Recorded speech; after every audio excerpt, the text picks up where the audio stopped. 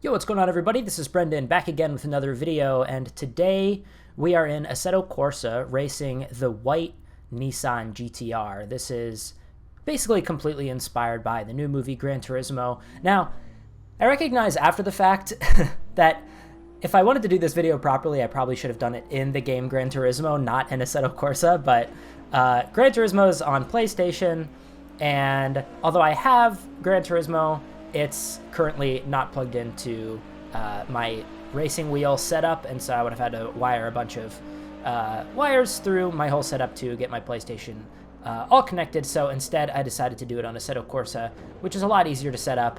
And as you can see me diving down the inside on all of these AI quite aggressively, you know, that was just about the only kind of dirty, rude overtake of this whole race. But I am racing against AI, so I don't feel too bad about it. Anyways, yeah, so this whole thing was inspired by the white GTR Nissan that is, you could see, is driven in the trailer, at least, of the new Gran Turismo movie coming out. And I am seeing it this weekend, so this video will probably be published before the weekend. I'm recording this on a Monday. And yeah, so I figured I would publish this just before the movie comes out on the 11th, I believe it is. And, you know, I don't race a lot of GT cars on this channel. Mostly I race a lot of Formula cars and I do go-karting and kartcraft, and it's very rare for me to drive these kinds of cars. If I am driving a touring kind of a car, usually it's something like a BRZ or a Miata, or, you know, something lower powered and smaller and lighter weight. But you know, these cars are fun to drive every now and again, and it's also fun to, and interesting, I think, to drive cars that you're not used to, that handle a lot differently, that require a different driving style. And this isn't really the handling that I prefer in a car. So as you watch this video, I want you to kind of like take a look at how much understeer I'm getting. Into a lot of corner entries, you'll see I kind of set an angle on the steering wheel, and then I have to turn it further. Also, what I really wasn't used to is approaching corners a lot slower. And a lot of the corners in this track, this is the Nürburgring GT track, or the Grand Prix track, I guess, is the same.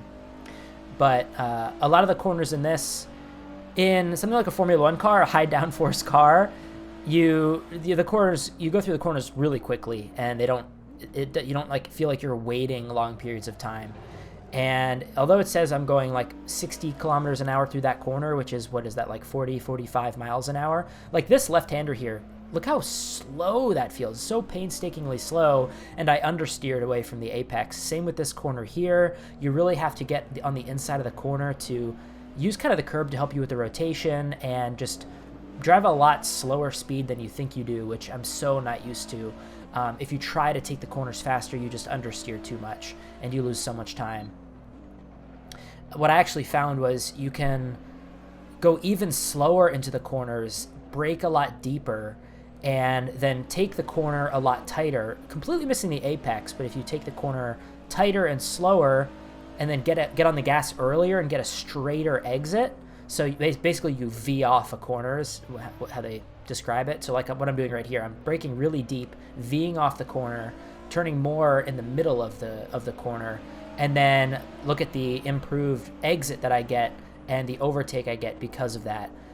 So it's just kind of the way that you have to drive this car, which I'm so not used to. And this recording was a couple of attempts into this challenge. I just put it on 6 laps and had Assetto Corsa start me in the middle of the field, so 14th out of like 19 or 20 cars, and tried to get from 14th to 1st in 6 laps. And as you'll see here, I'm not even going to bother spoiling it. I wind up doing it in like 3 laps, and a lot of the overtakes are really similar. So you'll see, even though this is 100% AI, look at how much time I'm getting on this red car here. And it's on that one corner, which is the really fast right-handed sweeper. Every time the AI cars were braking or at least lifting in that corner significantly, when you could take that corner flat out any day, it's not hard. So that's a little weird to see 100% AI just like completely braking for no reason. So if they didn't brake on that corner, and then also you'll see into turn 1, which is coming up here,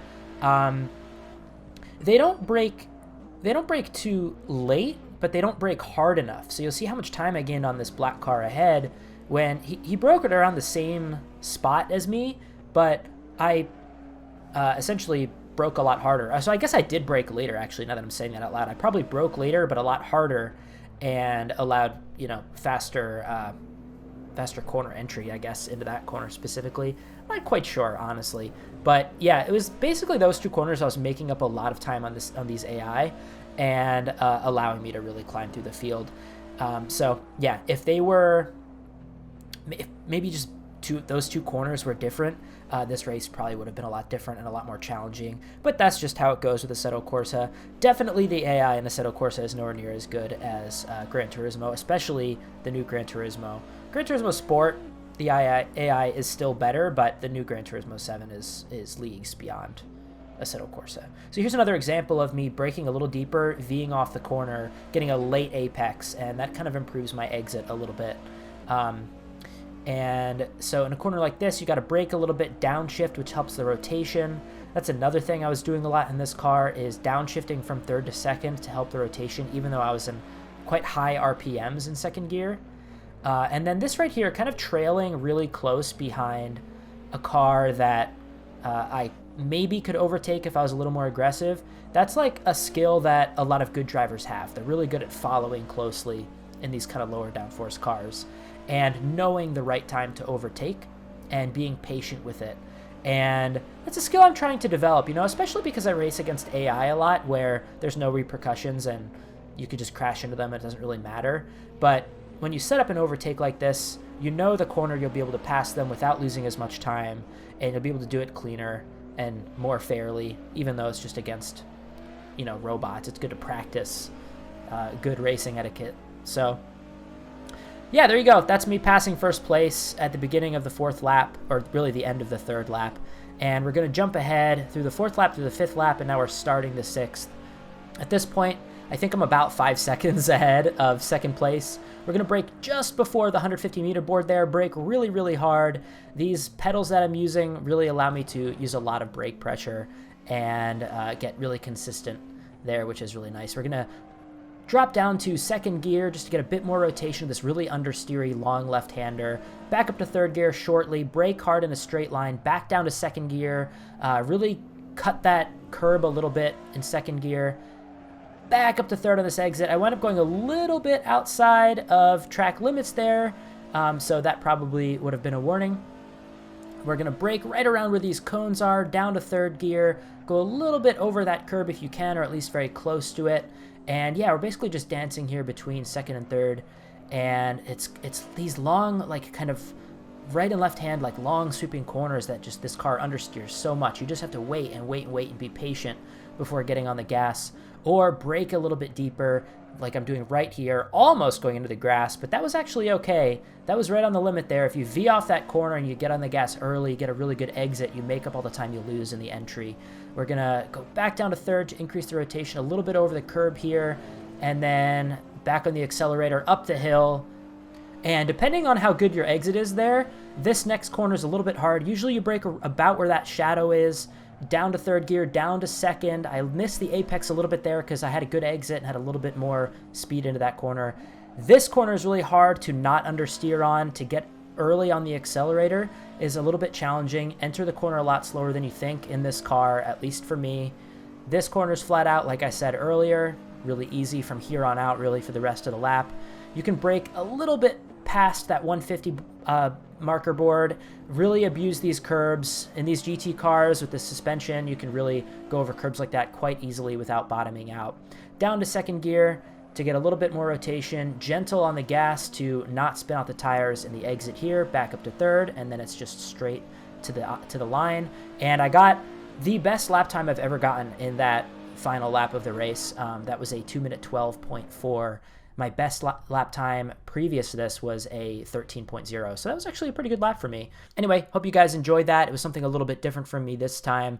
If you want to see any more kind of different things, let me know, or some of the old things. If you want to see more KartCraft stuff, then I'll definitely do that. I know you guys seem to really respond positively to my KartCraft videos. So anyway, if you enjoyed this video, let me know with a like or subscribe, and I'll catch you guys in the next one. Peace out.